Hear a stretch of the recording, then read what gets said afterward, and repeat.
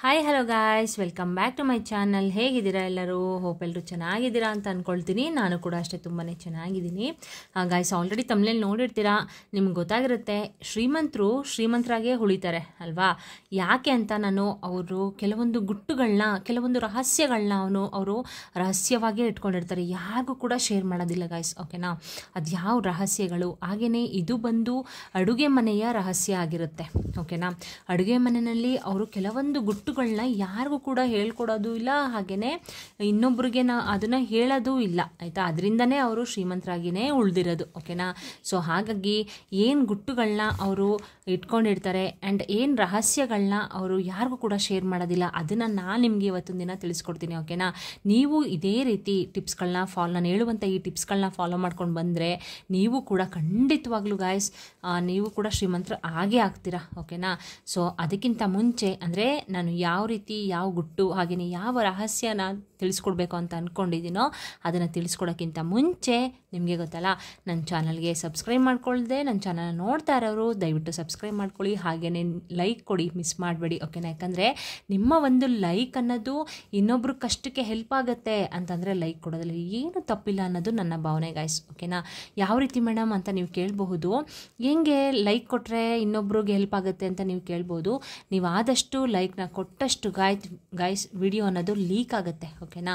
Video leak ಆದರೆ ನಮ್ಮಂಥವ್ರು ನಿಮ್ಮಂಥವ್ರು ತುಂಬ ಜನ ಕಷ್ಟನ ಪಡ್ತಾ ಇರ್ತಾರೆ ಅಲ್ವಾ? ಅವರೆಲ್ಲರಿಗೂ ಕೂಡ ಹೆಲ್ಪ್ ಆಗುತ್ತೆ. ನಿಮ್ಮಿಂದ ಇನ್ನೊಬ್ರಿಗೆ ಹೆಲ್ಪ್ ಆದರೆ ದೇವರು ಕೂಡ ನಿಮಗೂ ಕೂಡ ಯಾವುದಾದ್ರೂ ಒಂದು ರೂಪದಲ್ಲಿ ಹೆಲ್ಪ್ ಮಾಡ್ತಾನೆ ಅನ್ನೋದು ನನ್ನ ಭಾವನೆ. ಓಕೆನಾ? ಸೊ ಹಾಗಾಗಿ ದಯವಿಟ್ಟು ಲೈಕ್ನ ಕೊಡೋದನ್ನ ಮರಿಬೇಡಿ. ಹಾಗೆಯೇ ಹೊಸದಾಗಿ ನನ್ನ ಚಾನಲ್ ಯಾರಾದರೂ ನೋಡ್ತಾ ಇದ್ದರೆ ದಯವಿಟ್ಟು ನನ್ನ ಚಾನಲ್ನ ಸಬ್ಸ್ಕ್ರೈಬ್ ಮಾಡಿಕೊಂಡು ಸಪೋರ್ಟ್ ಮಾಡಿ. ಹಾಗೆಯೇ ಆಲ್ರೆಡಿ ಸಬ್ಸ್ಕ್ರೈಬ್ ಮಾಡ್ಕೊಂಡಿರೋರಿಗೆ ನನ್ನ ಧನ್ಯವಾದಗಳನ್ನ ತಿಳಿಸ್ತಾ ಇವತ್ತಿನ ವಿಡಿಯೋನ ಸ್ಟಾರ್ಟ್ ಮಾಡ್ಕೊಳ್ತೀನಿ.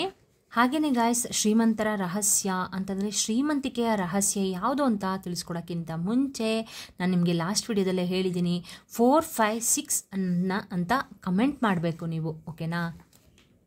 4, 5, 6 ಅಂತ ನೀವು ಕಮೆಂಟ್ ಬಾಕ್ಸ್ನಲ್ಲಿ ಕಮೆಂಟ್ ಮಾಡಿ. ದೇವರು ಎಲ್ಲರಿಗೂ ಕೂಡ ಒಳ್ಳೇದು ಮಾಡಲಿ. ಹಾಗೆಯೇ 4, 5, 6 ಅಂತಂದರೆ ಇದೊಂದು ಮ್ಯಾಜಿಕ್ ಮತ್ತು ಏಂಜಲ್ ನಂಬರ್ ಗೈಸ್. ಓಕೆನಾ? ಈ ಒಂದು ನಂಬರ್ನ ಅಂದರೆ 4, 5, 6 ನಂಬರ್ನ ನಾವು ನಂಬ್ಕೊಂಡ್ರೆ ನಿಜವಾಗ್ಲೂ ನಮಗೆ ಅದ್ಭುತವಾಗಿ ಕೆಲಸನೇ ಮಾಡುತ್ತೆ ಅಂತಲೇ ಹೇಳ್ಬೋದು. ನಾನು ಯಾವ ರೀತಿ ಇದರಿಂದ ಒಂದು ಪರಿಹಾರನ ಕಂಡುಕೊಳ್ಬೇಕು ಅನ್ನೋದನ್ನು ನಾನು ಆಲ್ರೆಡಿ ಲಾಸ್ಟ್ ವಿಡಿಯೋದಲ್ಲಿ ಹಾಕಿದ್ದೀನಿ. ಅದನ್ನು ಬೇಕಾದ್ರೆ ನಾನು ಡಿಸ್ಕ್ರಿಪ್ಷನ್ ಲಿಂಕನ್ನು ಕೊಟ್ಟಿರ್ತೀನಿ, ಅದನ್ನು ಒಂದ್ಸಲ ಚೆಕ್ ಮಾಡ್ಕೊಳ್ಳಿ. ನೀವು ಕೂಡ ಅದೇ ರೀತಿ ಮ್ಯಾನಿಫೆಸ್ಟೇಷನ್ನ ಮಾಡಿಕೊಂಡು ನಿಮ್ಮ ಸಮಸ್ಯೆಗಳಿಗೆ ಪರಿಹಾರನ ಕಂಡುಕೊಳ್ಳಿ. ಓಕೆನಾ? ಯಾಕಂದರೆ ಕಷ್ಟ ಅನ್ನೋದು ತುಂಬ ಜನಕ್ಕೆ ಇದ್ದೇ ಇರುತ್ತೆ. ಮನುಷ್ಯ ಅಂದಮೇಲೆ ಕಷ್ಟ ಅನ್ನೋದು ಬಂದೇ ಬರುತ್ತೆ ಅಲ್ವಾ? ಅದಕ್ಕೆ ಪರಿಹಾರಗಳನ್ನು ಕೂಡ ನಮಗೆ ದೇವರು ಕೊಟ್ಟಿರ್ತಾನೆ. ಅದನ್ನು ನಾವು ಕಂಡುಕೊಂಡು ನಾವು ಪರಿಹಾರನ ಪಡ್ಕೊಂಡು ನಾವು ಕೂಡ ಆ ಥರ ರೆಮಿಡಿಗಳನ್ನಾಗಿರಬಹುದು, ಒಂದು ಪರಿಹಾರಗಳನ್ನಾಗಿರಬಹುದು, ಒಂದು ತಂತ್ರಗಳನ್ನಾಗಿರಬಹುದು ಮಾಡಿಕೊಂಡು ನಾವು ಕೂಡ ನಮ್ಮ ಸಮಸ್ಯೆಗಳನ್ನ ಕಳ್ಕೊಳ್ಬೇಕಾಗತ್ತೆ. ಓಕೆನಾ? ಸೊ ಹಾಗಾಗಿ ದಯವಿಟ್ಟು ಕಮೆಂಟ್ ಬಾಕ್ಸಲ್ಲಿ 4, 5, 6 ಅಂತ ಈ ಏಂಜಲ್ ನಂಬರ್ನ ನೀವು ಬರೀಬೇಕು. ಓಕೆನಾ? ಮಿಸ್ ಮಾಡಬೇಡಿ, ಬರೀರಿ. ಹಾಗೆಯೇ ಗೈಸ್, ಇವತ್ತಿನ ವಿಡಿಯೋದಲ್ಲಿ ನಾನು ನಿಮಗೆ ತಿಳಿಸ್ಕೊಡುವಂಥದ್ದು ಶ್ರೀಮಂತರ ಶ್ರೀಮಂತಿಕೆಯ ರಹಸ್ಯ ಗುಟ್ಟು. ಇದು ಬಂದು ನಿಮ್ಮ ಅಡುಗೆ ಮನೆಯಲ್ಲೇ ಇರುತ್ತೆ ಗೈಸ್. ಓಕೆನಾ? ಬೇರೆ ಇನ್ನೆಲ್ಲೂ ಇರೋದಿಲ್ಲ, ನಿಮ್ಮ ಅಡುಗೆ ಮನೆಯಲ್ಲೇ ಇರುತ್ತೆ. ಅದು ಯಾವ ರೀತಿ ಅಂತ ನೀವು ಕೇಳಬಹುದು. ನಾವು ಆದಷ್ಟು ಗೈಸ್ ಮಹಿಳೆಯರು ಮನೆನ ಕ್ಲೀನಾಗಿ ಇಟ್ಕೊಂಡಷ್ಟು ನಿಜವಾಗ್ಲೂ ಲಕ್ಷ್ಮೀ ತಾಯಿ ನಮ್ಮ ಮನೆಯಲ್ಲಿ ನೆಲೆಸ್ತಾರೆ. ಆಯಿತಾ? ನಮ್ಮನ್ನು ಬಿಟ್ಟು ಎಲ್ಲೂ ಕೂಡ ಹೋಗೋದಿಲ್ಲ. ಆಯಿತಾ? ಹಾಗೆ ಇನ್ನೊಂದೇನಂತಂದರೆ ಗಾಯ್ಸ್, ತುಂಬ ಶ್ರೀಮಂತರು ಇರ್ತಾರೆ, ನೀವು ನೋಡಿರ್ಬೋದು. ಅವ್ರ ಮನೆಯೆಲ್ಲ ಎಷ್ಟು ಕ್ಲೀನಾಗಿ ಇಟ್ಕೊಂಡಿರ್ತಾರೆ, ಅಲ್ಲಿ ಎಲ್ಲಿ ಬೇಕಲ್ಲಿ ಬಿಸಾಕೋದಿಲ್ಲ. ಆಯಿತಾ? ತಿಂದಿದ್ದು ಕ್ಲೀನಾಗಿ ತಟ್ಟೆನ ತೊಳಿತಾರೆ, ವಾಶ್ ಮಾಡ್ತಾರೆ, ಹಾಗೆಯೇ ಮನೆನ ಫುಲ್ಲು ನೀಟಾಗಿ ಇಟ್ಕೊಂಡಿರ್ತಾರೆ. ಲಕ್ಷ್ಮೀ ತಾಯಿ ನಿಮಗೆ ಒಲಿಯೋದು ನಮ್ಮ ಅಡುಗೆ ಮನೆಯಿಂದನೇ ಗೈಸ್. ಓಕೆನಾ? ಆದಷ್ಟು ಅಡುಗೆ ಮನೆನ ನೀವು ಕ್ಲೀನಾಗಿ ಇಟ್ಕೊಳ್ಬೇಕು. ಸರಿನಾ? ನಮಗೆ ತುಂಬಾ ಅಂತಂದರೆ ನಮ್ಮ ಮಹಿಳೆಯರಿಗೆ ಫೇವ್ರೆಟ್ ಪ್ಲೇಸ್ ಅಂತಂದರೆ ಯಾವುದು ಹೇಳಿ? ಅಡುಗೆ ಮನೆಯೇ ಅಲ್ವಾ? ಆದಷ್ಟು ನೀಟಾಗಿ ಇಟ್ಕೊಳ್ಳೋಣ. ಹಾಗೆಯೇ ಬನ್ನಿ ಇವತ್ತನ್ನು ಶ್ರೀಮಂತರ ಒಂದು ರಹಸ್ಯ, ಒಂದು ಗುಟ್ಟು ಅಂದರೆ ಅಡುಗೆ ಮನೆಯ ಗುಟ್ಟನ್ನ ಯಾವ ರೀತಿ ಏನು ಅಂತ ತಿಳಿಸ್ಕೊಡ್ತೀನಿ. ಹಾಗೆಯೇ ಅವರು ಈ ಟಿಪ್ಸ್ಗಳನ್ನ ಅಡುಗೆ ಮನೆಯಲ್ಲಿ ಫಾಲೋ ಮಾಡ್ತಿರೋದ್ರಿಂದನೇ ಗೈಸ್, ಆಯಿತಾ, ಅವರು ಇವತ್ತಿನವರೆಗೂ ಶ್ರೀಮಂತರಾಗೇ ಉಳಿದಿದ್ದಾರೆ, ಸರಿನಾ. ಆ ಶ್ರೀಮಂತತನ ಅನ್ನೋದು ಅವ್ರನ್ನ ಯಾವತ್ತೂ ಕೂಡ ಬಿಟ್ಟೋಗಿಲ್ಲ. ಸೊ ಹಾಗಾಗಿ ನಾವು ಕೆಲವೊಂದು ಈ ರೀತಿ ಟಿಪ್ಸ್ಗಳನ್ನ ಫಾಲೋ ಮಾಡಿಕೊಂಡು ನಾವು ಕೂಡ ಅವ್ರ ಥರನೇ ಶ್ರೀಮಂತರಾಗೋಣ. ಹಣ ನಮ್ಮ ಮನೆಯಲ್ಲಿ ಉಕ್ಕಿ ದುಮ್ಮಿಕ್ಕಿ ಬರಬೇಕು ಅಂತಂದರೆ ಕೆಲವೊಂದು ನಿಯಮಗಳನ್ನ ನಾವು ಪಾಲಿಸ್ಬೇಕಾಗತ್ತೆ. ಅದು ಯಾವ ನಿಯಮ ಅಂತ ನೋಡೋದಾದರೆ, ಮೊದಲನೇದಾಗಿ ಬಂದು ಗೈಸ್ ನೋಡಿ, ನಾನು ನಿಮಗೆ ಬರೆದ್ಬಿಟ್ಟೆ ತೋರಿಸ್ತೀನಿ. ನಮ್ಮ ಅಡುಗೆ ಮನೆಯಲ್ಲಿ ಗೈಸ್ ಯಾವತ್ತೂ ಅಷ್ಟೇ ಉಪ್ಪು ಅನ್ನೋದು ಖಾಲಿ ಆಗಬಾರ್ದು. ಉಪ್ಪು ಅನ್ನೋದು ಮಹಾಲಕ್ಷ್ಮಿಯ ಸಂಕೇತ ಸ್ವರೂಪ ಅಲ್ವಾ. ಯಾಕಂದರೆ ಮಹಾಲಕ್ಷ್ಮಿನೂ ಕೂಡ ಸಮುದ್ರದಲ್ಲೇ ಉದ್ಭವವಾಗಿರೋದು, ಹಾಗೆಯೇ ಉಪ್ಪು ಕೂಡ ಸಮುದ್ರದಲ್ಲೇ ಉದ್ಭವವಾಗಿರೋದು. ಮಹಾಲಕ್ಷ್ಮಿಯ ಸೋದರಿ ಅಂತಲೇ ಕರೀತಾರೆ. ಸೊ ಹಾಗಾಗಿ ಉಪ್ಪು ಮತ್ತು ದಿನಸಿ, ಮನೆಯಲ್ಲಿ ಉಪ್ಪು ಮತ್ತು ದಿನಸಿ ಯಾವುದೇ ಕಾರಣಕ್ಕೂ ಗೈಸ್ ಖಾಲಿ ಆಗದೇ ಇರೋ ಥರ ನೀವು ನೋಡ್ಕೊಳ್ಬೇಕು. ಉಪ್ಪು ಮತ್ತು ದಿನಸಿ ಸಾಮಾನು ಹಾಗೆಯೇ, ಓಕೆನಾ. ನಿಮ್ಮ ಮನೇಲಿ ಯಾವುದಾದ್ರೂ ದಿನಸಿ ಸಾಮಾನಾಗಿರಬಹುದು, ಈ ರೀತಿ ನೀವು ಖಾಲಿ ಆಗಬಾರ್ದು. ಆ ರೀತಿ ಉಪ್ಪು ಮತ್ತು ದಿನಸಿ ಸಾಮಾನು ಖಾಲಿ ಆಗಬಾರದು.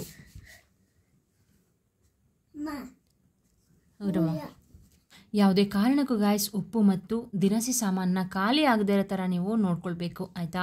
ಯಾಕಪ್ಪ ಅಂತಂದರೆ ಈಗ ದಿನಸಿ ಸಾಮಾನಲ್ಲಿ ಆಗಿರಬಹುದು, ಹಾಗೆಯೇ ಉಪ್ಪಾಗಿರಬಹುದು, ಅಂದರೆ ಮತ್ತು ಮಹಾಲಕ್ಷ್ಮಿಯ ಸಂಕೇತ ಅಲ್ವಾ. ಅದರಲ್ಲೂ ಮಸಾಲೆ ಐಟಮ್ಗಳಂತೂ ಯಾವುದೇ ಕಾರಣಕ್ಕೂ ಕೂಡ ಖಾಲಿ ಆಗಬಾರ್ದು ಗಾಯ್ಸ್. ಯಾಕಂದರೆ ಮತ್ತು ಮಹಾಲಕ್ಷ್ಮಿಗೆ ಮಸಾಲೆ ಐಟಮ್ ಅಂದರೆ ತುಂಬಾ ಪ್ರಿಯವಾದದ್ದು, ಸರಿನಾ. ಸೊ ಹಾಗಾಗಿ ಈ ವಸ್ತುಗಳನ್ನ ಖಾಲಿ ಆಗದೇ ಇರೋ ಥರ ನೋಡ್ಕೊಳ್ಬೇಕು. ಈ ಕೆಲವೊಂದು ನಿಯಮಗಳನ್ನ ನೀವು ನಂಬಿಕೆ ಇಟ್ಟು ಫಾಲೋ ಮಾಡಬೇಕಾಗತ್ತೆ ಗಾಯ್ಸ್, ಓಕೆನಾ.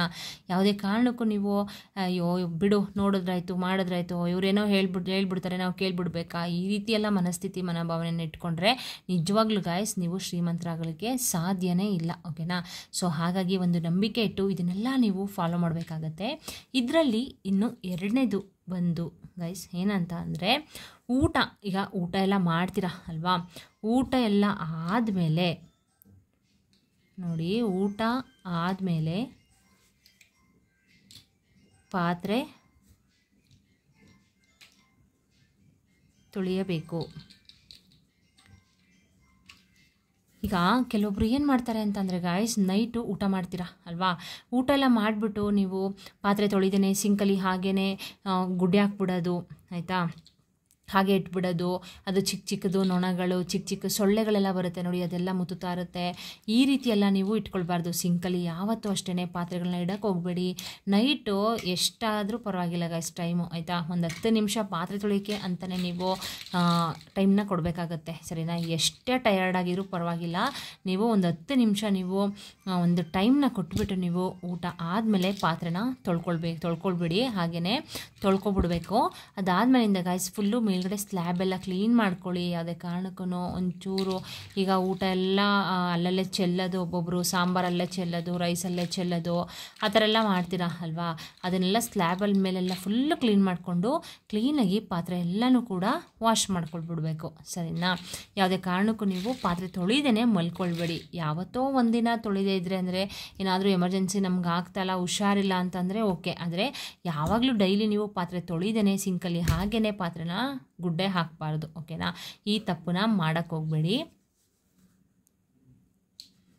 ಇನ್ನು ಮೂರನೇದು ನೋಡೋದಾದರೆ ಗಾಯ್ಸ್,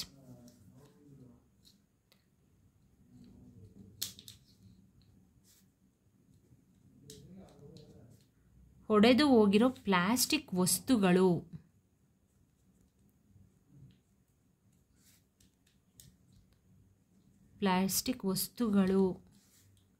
ಅಥವಾ ಪಾತ್ರೆಗಳು ಒಡೆದೋಗಿರೋದು ಪ್ಲಾಸ್ಟಿಕ್ ಐಟಮ್ಸ್ಗಳಾಗಿರಬಹುದು, ಇಲ್ಲ ಅಂತಂದರೆ ಪಾತ್ರೆಗಳೆಲ್ಲ ಒಡೆದೋಗಿರುತ್ತೆ ಅಲ್ವಾ. ಅದನ್ನೆಲ್ಲ ದಯವಿಟ್ಟು ಏನಾದರೂ ನಿಮ್ಮ ಅಡುಗೆ ಮನೇಲಿ ಏನಾದರೂ ಇಟ್ಟಿದ್ದರೆ ಅದನ್ನು ನೀವು ಇವತ್ತೇ ತೆಗೆದಾಕ್ಬಿಡಿ, ಆಯಿತಾ. ಯಾಕಂದರೆ ಒಂದು ನೆಗೆಟಿವಿಟಿ ಅನ್ನೋದು ಬರೋದು ಅದರಿಂದನೇ, ಸರಿನಾ. ಒಂದು ಪ್ಲಾಸ್ಟಿಕ್ ವಸ್ತುಗಳನ್ನ ಇಟ್ಕೊಂಡಿರ್ತೀರ, ಆದಷ್ಟು ಪ್ಲಾಸ್ಟಿಕ್ ಐಟಮ್ಸ್ನ ಕಮ್ಮಿ ಮಾಡಿ ಗಾಯ್ಸ್. ಅಂದರೆ ಕಿಚನಲ್ಲಿ ಜಾಸ್ತಿ ಪ್ಲಾಸ್ಟಿಕ್ ಐಟಮ್ಸ್ನ ಯೂಸ್ ಮಾಡಬೇಡಿ, ಆದಷ್ಟು ಸ್ಟೀಲ್ ಆ ಥರನೇ ಯೂಸ್ ಮಾಡಿಕೊಂಡ್ರೆ ತುಂಬಾ ಒಳ್ಳೆಯದು, ಓಕೆನಾ.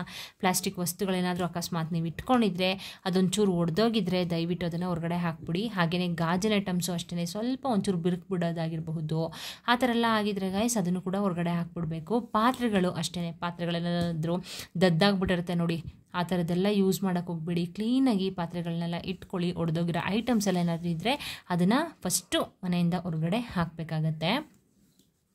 ಇನ್ನು 4ನೇದು ನೋಡೋದಾದರೆ ಗಾಯ್ಸ್, ಈಗ ಊಟ ಎಲ್ಲ ಮಾಡ್ತೀರಾ ಅಲ್ವಾ, ಊಟ ಸ್ವಲ್ಪ ಇಡಬೇಕು. ಈಗ ಊಟ ಎಲ್ಲ ಮಾಡ್ಕೊಳ್ತೀರಾ ಗಾಯ್ಸ್, ಕೆಲವೊಬ್ರು ಏನು ಮಾಡ್ತಾರೆ ಅಂತಂದರೆ ಅಳತೆಗೆ ಊಟನ ಮಾಡ್ಕೊಳ್ತೀರಾ, ಅದು ಒಳ್ಳೆಯದೇ. ಯಾಕಂದರೆ ಊಟ ಯಾವತ್ತೂ ನಾವು ವೇಸ್ಟ್ ಮಾಡೋಕ್ಕೆ ಹೋಗಬಾರ್ದು ಆಯಿತಾ. ಯಾಕಂದರೆ ತುಂಬ ಜನ ಊಟ ಇಲ್ಲದೇ ತುಂಬಾ ಕಷ್ಟಪಡ್ತಾ ಇರ್ತಾರೆ. ದೇವರು ನಮಗೇನೋ ಒಂದು ಸ್ವಲ್ಪ ಕೊಟ್ಟಿದ್ದಾನೆ ಅಂತ ಅಂದಾಗ ನಾವು ಅದನ್ನು ಉಳಿಸ್ಕೊಂಡು ಹೋಗಬೇಕು ಅಲ್ವಾ. ಸೊ ಹಾಗಾಗಿ ಊಟ ಎಲ್ಲ ನೀವು ಮುಗಿಸ್ಬಿಟ್ಟು ಗಾಯ್ಸ್ ಸ್ವಲ್ಪ ನೀವು ಊಟನ ಗ್ಯಾಸ್ ಸ್ಟವ್ ಮೇಲಾಗಿರಬಹುದು ಇಲ್ಲ ಸ್ಲ್ಯಾಬ್ ಮೇಲಾಗಿರ್ಬೋದು ಸ್ವಲ್ಪ ಊಟನ ಇಡಬೇಕಾಗತ್ತೆ. ಇದು ಆಗಿನ ಕಾಲದ ಪದ್ಧತಿ ಆಯಿತಾ. ಆಗಿನ ಕಾಲದಿಂದನೂ ದೊಡ್ಡವರು ಇದನ್ನು ಮಾಡ್ಕೊಂಡು ಬಂದಿದ್ದಾರೆ. ಯಾಕಂದರೆ ಮನೆಗೆ ಲಕ್ಷ್ಮೀ ತಾಯಿ ಬಂದಾಗ ಮನೆಯಲ್ಲಿ ಊಟ ಇಲ್ಲ ಅಂತಂದರೆ ತಾಯಿ ಕೋಪಗೊಳ್ಬಿಟ್ಟು ನಮ್ಗೆ ಯಾವುದ್ರಲ್ಲೂ ಕೂಡ ಒಳ್ಳೇದು ಮಾಡಲ್ಲ ಅಂತ ಆಗಿನ ಕಾಲದಿಂದನೂ ಕೂಡ ನಂಬ್ಕೊಂಡು ಬಂದಿದ್ದಾರೆ. ನಾವು ಕೂಡ ಅದನ್ನು ಇವಾಗ ಪಾಲಿಸಬೇಕಾಗತ್ತೆ. ಕೆಲವೊಂದು ನಿಯಮಗಳನ್ನ ಏನಂದರೆ ಗಾಯ್ಸ್, ಕೆಲವೊಂದನ್ನು ನಾವು ಕೂಡ ಪಾಲಿಸಬೇಕು. ಈಗಿನ ಕಾಲದವ್ರು ನಾವು ತಲೆ ಕೆಡಿಸ್ಕೊಳ್ಳೋದಿಲ್ಲ, ಬಟ್ ಆ ಥರ ಮಾಡೋಕ್ಕೆ ಹೋಗಬೇಡಿ. ಆಗಿನ ಕಾಲದವರು ಸುಮ್ಮನೆ ಏನೇನೋ ಹೇಳೋದಿಲ್ಲ ಅಲ್ವಾ. ಸೊ ಹಾಗಾಗಿ ಸ್ವಲ್ಪ ಊಟನ ನೀವು ಗ್ಯಾಸ್ ಸ್ಟವ್ ಮೇಲಾಗಿರಬಹುದು ಇಲ್ಲ ಅಂತಂದರೆ ಒಂದು ಇಷ್ಟೇ ಇಷ್ಟು ಉಳಿಸಿ ಸಾಕು ಆಯಿತಾ. ಉಳಿಸ್ಬಿಟ್ಟು ಗ್ಯಾಸ್ ಸ್ಟವ್ ಮೇಲೆ ಇಡ್ಬೋದು, ಇಲ್ಲ ಅಂತಂದರೆ ನೀವೇನು ಮಾಡಬೇಕು ಅಂತಂದರೆ ಸ್ಲ್ಯಾಬ್ ಮೇಲಾದರೂ ಇಟ್ಬಿಡಿ ಸರಿನಾ. ಆದರೆ ಊಟನ ಸ್ವಲ್ಪ ನೀವು ಮಿಗಿಸ್ಬಿಟ್ಟು ಅಂದರೆ ಫುಲ್ಲೆಲ್ಲ ಪಾತ್ರೆ ಎಲ್ಲ ಖಾಲಿ ಮಾಡಿಬಿಟ್ಟು ಖಾಲಿ ಪಾತ್ರೆ ಯಾವುದೇ ಕಾರಣಕ್ಕೂ ಇಡೋಕ್ಕೆ ಹೋಗಬೇಡಿ, ಅದು ಒಳ್ಳೆಯದಾಗೋದಿಲ್ಲ ಓಕೆನಾ. ಈ ರೀತಿ ಸ್ವಲ್ಪ ಊಟನ ಉಳಿಸ್ಬಿಟ್ಟು ಇಡಬೇಕಾಗತ್ತೆ ಸರಿನಾ. ಈ ರೀತಿ ಗಾಯ್ಸ್ ಆಯಿತಾ. ಈಗ ನಾನು ನಿಮಗೆ ಒಂದು 4 ಟಿಪ್ಸ್ ಹೇಳಿದೆ ಅಲ್ವಾ.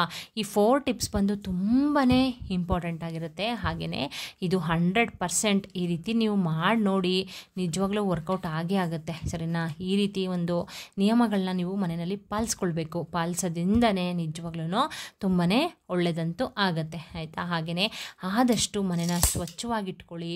ಸ್ವಲ್ಪ ಉಪ್ಪು ಮತ್ತು ಅರಿಶಿನ ಹಾಕಿಬಿಟ್ಟು ಸ್ವಲ್ಪ ಮನೆನ ಕ್ಲೀನ್ ಮಾಡ್ಕೊಳ್ಬೇಕು ಸರಿನಾ.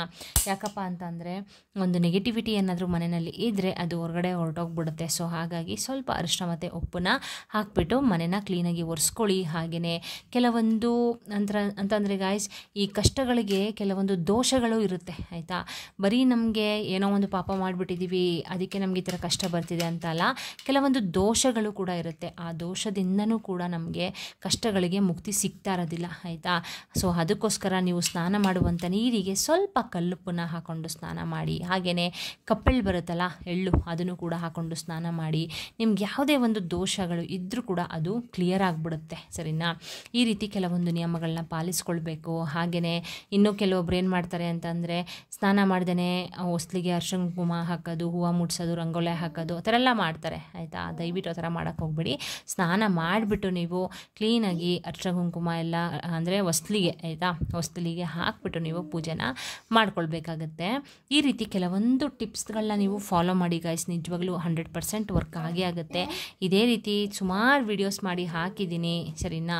ಕೆಲವೊಬ್ಬರು ತುಂಬಾ ಸಾಲ ಮಾಡ್ಕೊಂಡಿರ್ತೀರ, ಸಾಲ ತೀರ್ಸೋಕೆ ಆಗ್ತಾ ಇರೋದಲ್ಲಿ ನಿಮಗೆ, ಅವ್ರಿಗೂ ಕೂಡ ಕೆಲವೊಂದು ಉಪ್ಪಿನ ರೆಮಿಡಿ ಕೂಡ ಹೇಳಿದ್ದೀನಿ. ಅದನ್ನು ನಾನು ಡಿಸ್ಕ್ರಿಪ್ಷನ್ ಲಿಂಕನ್ನು ಹಾಕಿರ್ತೀನಿ, ಎಲ್ಲಾದ್ರದ್ದು ನಾನು ಲಿಂಕನ್ನು ಹಾಕಿರ್ತೀನಿ, ಒಂದ್ಸಲ ಚೆಕ್ ಮಾಡ್ಕೊಳ್ಳಿ ಸರಿನಾ. ಹಾಗೆಯೇ ನನ್ನ ಚಾನಲ್ಗೆ ಸಪೋರ್ಟ್ ಮಾಡ್ತಾ ಬಂದಿದ್ದೀರಾ, ಸಪೋರ್ಟ್ ಮಾಡ್ತಾ ಇರೋರಿಗೆ ನನ್ನ ಧನ್ಯವಾದಗಳನ್ನ ತಿಳಿಸ್ತೀನಿ. ಏನಾದರೂ ಅಂತಂದರೆ ಹೊಸ್ದಾಗಿ ನನ್ನ ಚಾನಲ್ ಯಾರಾದರೂ ನೋಡ್ತಾ ಇದ್ದರೆ ದಯವಿಟ್ಟು ಸಬ್ಸ್ಕ್ರೈಬ್ ಮಾಡ್ಕೊಳ್ಳೋದನ್ನ ಮರಿಬೇಡಿ. ಹಾಗೆಯೇ ದಯವಿಟ್ಟು ಒಂದು ಲೈಕ್ ಕೊಡೋ ಮುಖಾಂತರ ಇನ್ನೊಬ್ಬರ ಕಷ್ಟಕ್ಕೆ ನೆರವಾಗಿ ಅಂತ ನಾನು ಕೂಡ ಕೇಳ್ಕೊಳ್ತೀನಿ. ಈ ವಿಡಿಯೋ ನಿಮಗೆ ಉಪಯುಕ್ತ ಅಂತ ಅನಿಸಿದ್ರೆ, ಯೂಸ್ಫುಲ್ ಅಂತ ಅನಿಸಿದ್ರೆ ದಯವಿಟ್ಟು ಒಂದು ಲೈಕ್ ಕೊಡಿ ಅಂತ ಹೇಳ್ತಾ ಈ ಟಿಪ್ಸ್ನ ಫಾಲೋ ಮಾಡಿ ಗೈಸ್. 100% ವರ್ಕ್ ಆಗೇ ಆಗುತ್ತೆ. ಹಾಗೆಯೇ ಈ ಏಂಜಲ್ ನಂಬರ್ನ ನೀವು ಅಂದರೆ ನಂಬ್ಕೊಳ್ಬೇಕು ಆಯಿತಾ. ನಂಬಿ ಈ ಏಂಜಲ್ ನಂಬರ್ನ ನೀವು ನಾನು ಹೇಳುವಂಥ ಅಂದರೆ ಲಾಸ್ಟ್ ವಿಡಿಯೋದಲ್ಲಿ ಹೇಳಿದ್ದೀನಲ್ಲ ಆ ರೀತಿ ನೀವು ಕೆಲವೊಂದು ಪರಿಹಾರನ ಮಾಡ್ಕೊಳ್ಳಿ. ಈ ನಂಬರ್ನ ನಂಬ್ಕೊಂಡು ನಿಜವಾಗ್ಲೂ 100% ವರ್ಕ್ ಆಗೇ ಆಗುತ್ತೆ. ನೀವೇ ಕಮೆಂಟ್ ಮಾಡ್ತೀರಾ ಬೇಕಾದರೆ ಸರಿನಾ. ಹಾಗೆಯೇ ಯಾರೋ ಒಬ್ಬರು ನನಗೆ ಕಮೆಂಟ್ ಮಾಡಿದರು ಗಾಯ್ಸ್, ಏನಂತ ಅಂದರೆ ಈ 456 ಅಂತ ನಂಬರ್ನ ನಾನು ಒಂದು ಫ್ರೇಮ್ ಮಾಡಿಸ್ಬಿಟ್ಟು ನಾನು ಅಂದರೆ ನೋಟ್ ಇತ್ತಂತೆ ಅವ್ರ ಹತ್ರ 456 ನಂಬರು, ಆ ನೋಟನ್ನ ಒಂದು ಫ್ರೇಮ್ ಮಾಡಿಸ್ಬಿಟ್ಟು ದೇವ್ರ ಮನೇಲಿ ಇಟ್ಕೊಂಡು ಪೂಜೆ ಮಾಡ್ತಾರಂತೆ. ಅದಕ್ಕೆ ಆಯಿತಾ. ಸೊ ಹಾಗಾಗಿ ನೋಡಿ ಈ ಥರ ಎಲ್ಲ ಇರ್ತಾರೆ ಅಲ್ವಾ. ಸೊ ಹಾಗಾಗಿ 4, 5, 6 ಅಂತ ನಂಬರ್ನ ನಂಬಿಕೊಂಡು ನೀವು ಈ ಒಂದು ತಂತ್ರನ ಪ್ರಯೋಗನ ಮಾಡಿ ಪರಿಹಾರನ ಕಂಡುಕೊಳ್ಳಿ ಆಯಿತಾ. ಎಲ್ಲರಿಗೂ ಕೂಡ ಕಷ್ಟ ಅನ್ನೋದು ಇದ್ದೇ ಇರುತ್ತೆ. ಈ ಥರ ಕೆಲವೊಂದು ಪರಿಹಾರಗಳನ್ನ ನಂಬಿಕೊಂಡು ನಾವು ಪರಿಹಾರಗಳನ್ನ ಮಾಡ್ಕೊಳ್ಳೋದ್ರಿಂದ ತುಂಬಾ ಒಳ್ಳೆಯದಾಗುತ್ತೆ ಅಂತ ಹೇಳ್ತಾ ಇವತ್ತಿನ ವಿಡಿಯೋನ ಇಲ್ಲಿಗೆ ಎಂಡ್ ಮಾಡ್ತೀನಿ. ಬಾಯ್ ಬಾಯ್, ಸಿ ಯು, ಟೇಕ್ ಕೇರ್.